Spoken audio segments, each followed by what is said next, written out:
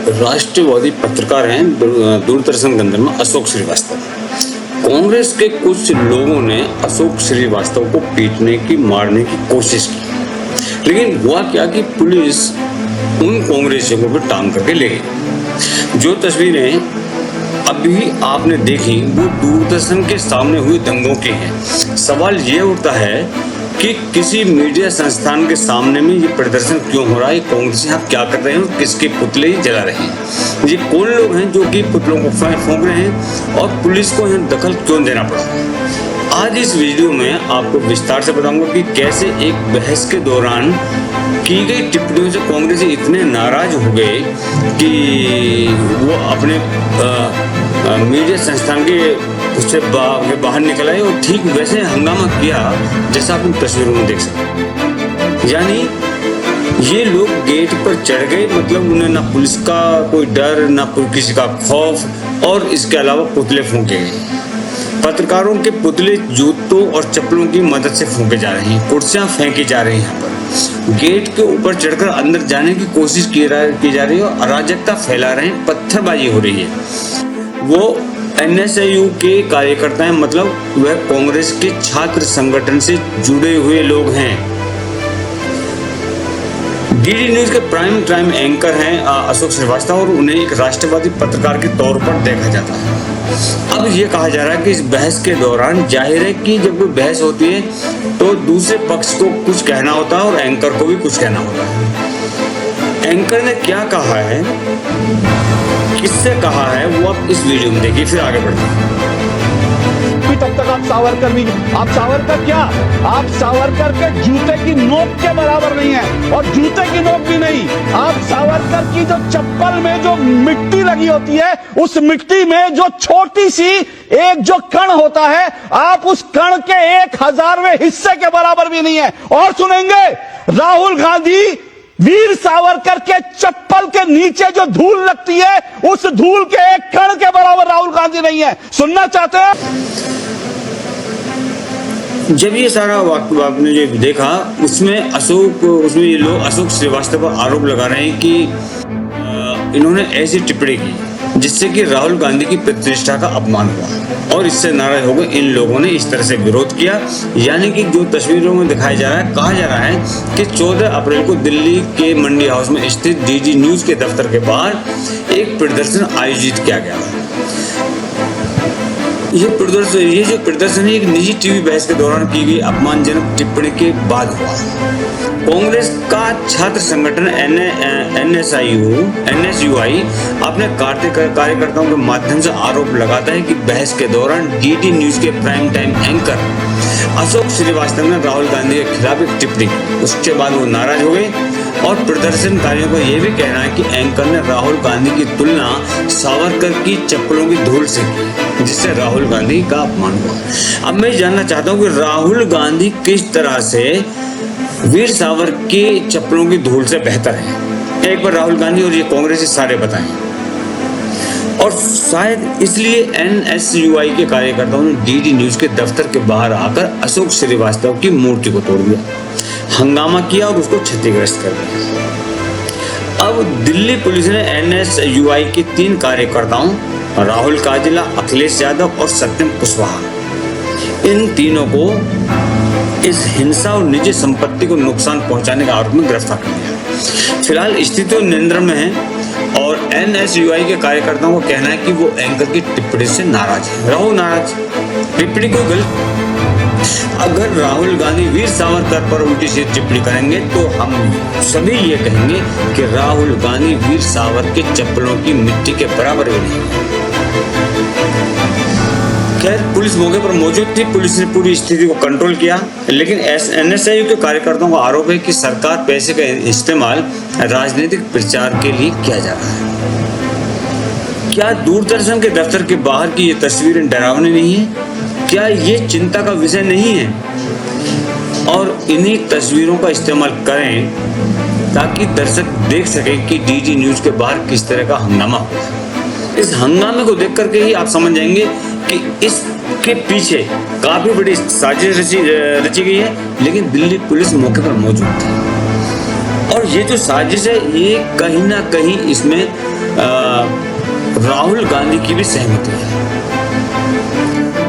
और किसी तरह से खैर इस में लिया गया। अब सवाल ये है कि राहुल गांधी ने अगर कोई टिप्पणी की है तो वो गलत है, लेकिन राहुल गांधी की अपनी टिप्पणी का क्या? राहुल गांधी ने देश के प्रधानमंत्री के बारे में किस किस तरह की टिप्पणियां की हैं? उन्होंने कहा कि मोदी मुझसे डरता है, वो मुझे नीचे दिखाता है, वो मेरी तरफ देखता भी नहीं है। एक ही इंसान है जो किसी से नहीं डरता, वो मैं हूँ। ये राहुल गांधी का स्टेटमेंट है। तो मैं ये पूछना चाहता हूँ कि राहुल गांधी जी, क्या नरेंद्र मोदी आपसे पोजीशन में कम है? क्या आप मोदी जी से पोजीशन में ज्यादा हैं? क्या आप उम्र में मोदी जी से बड़े हैं या परिवार की तहजीब है?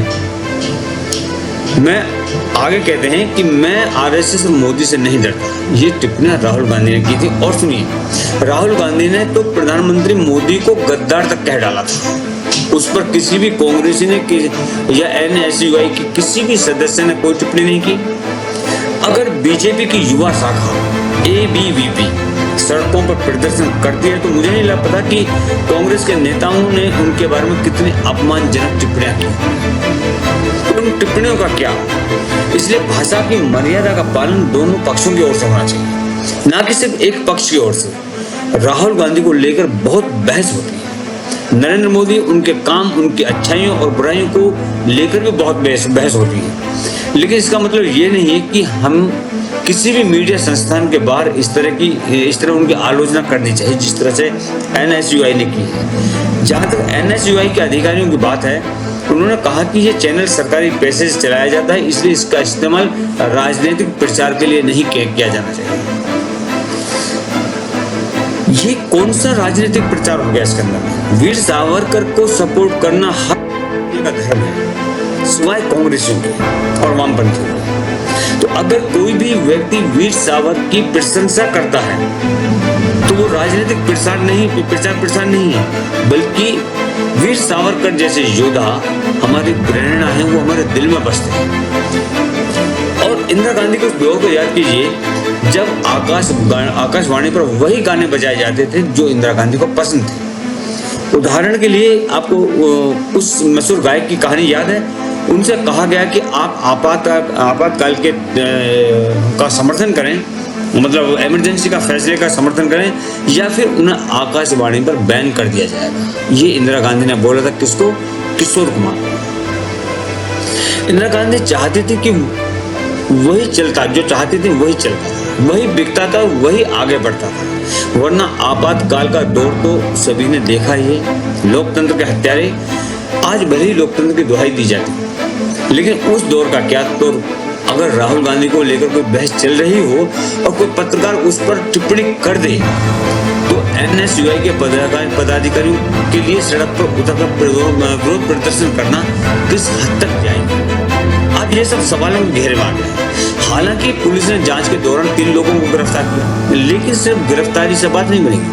सवाल उठता है कि इस तरह की हिम्मत आखिर आती कहां से है इन लोगों के अंदर।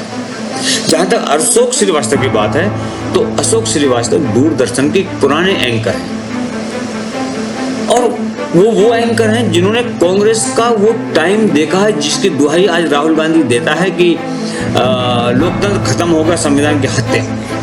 वो ऐसे एंकर हैं जो अक्सर बताते हैं कि यूपीए के शासन काल में हाथ में कलावा बांधने की वजह से उन्हें किस तरह की दिक्कतों का सामना करना पड़ता था। ऐसा ही हुआ था मालिनी अवस्थी के साथ। इन बड़े तौर पर यह बात कही है कि उनके हाथ में अगर कलावा बांधना हुआ या कहीं जाते थे और उस समय कांग्रेस की सरकार थी तो उन्हें वहां कलावा उतारने के लिए कहा जाता था। ये था उस टाइम की पत्रकारिता का दौर जिसके राहुल गांधी को जिसके बारे में पता नहीं है। अशोक श्रीवास्तव की गिनती उन राष्ट्रवादी पत्रकारों में होती है। और अगर किसी बहस के दौरान कोई मेहमान नरेंद्र मोदी की मां की आलोचना करता है या प्रधानमंत्री की कुर्सी की गरिमा बनाए रखने में नाकाम रहता है तो सब ठीक है, लेकिन अगर एंकर कुछ कह दे तो जरा देखेंगे कि ये लोग किस तरह से पजामे से बाहर निकल के आ जाते हैं। राहुल गांधी के समर्थक है नहीं, इसलिए राहुल गांधी के समर्थक मंडी हाउस स्थित दूरदर्शन के दफ्तर के बाहर किस तरह से हंगामा मचाते हैं। उन्होंने सबसे पहले गेट को तोड़ने की कोशिश की, जाहिर है लोहे का गेट था, टूटा नहीं, तो फिर वो उसके ऊपर चढ़ गए। पुलिस उनको ऐसा करने से रोक रही थी और अंदर मौजूद जो सुरक्षा कर्मचारी थे वो देख रहे थे कि अब आगे क्या होगा। मीडिया भी वहां पहुंच गया था। इसका मतलब है कि ना तो इन लोगों को मीडिया का डर है और ना ही पुलिस का। उन्हें इस बात की भी कोई परवाह नहीं है कि जब वीडियो सोशल मीडिया पर वायरल होगा तो उसका नतीजा क्या होगा और बाहर से सामने पथराव भी किया जा रहा है। आप अंदाजा लगा सकते हैं कि वहाँ किस यहाँ आखिर बम यहाँ आखिर फेंका गया क्या है। बाहर से पथराव किया जा रहा है, कुर्सियां फेंक रहे हैं। राजधानी में इस तरह का नजारा देखिए। इन लोगों ने दहशत फैलाने की कोशिश की और कहा, तो इसे इस तरह से कहा जा सकता है कि अगर राहुल गांधी के बारे में कोई कुछ बोलता है तो उसे ऐसी असफलता का सामना करना पड़ेगा। इसका मतलब साफ है, ये है कि राहुल गांधी कुछ भी कह सकते हैं, लेकिन अगर कोई राहुल गांधी के बारे में कुछ बोलता है तो अभिव्यक्ति की स्वतंत्रता खतरे में पड़ जाती है। राहुल गांधी और उनके नेताओं के लिए लोकतंत्र की यही परिभाषा है। इस वीडियो में इतना। अगर ये वीडियो आपको अच्छा लगा हो तो अपने कमेंट्स अवश्य कीजिए और वीडियो को शेयर कीजिए, चैनल को सब्सक्राइब कीजिए। जय हिंद, जय भारत, जय श्री राम।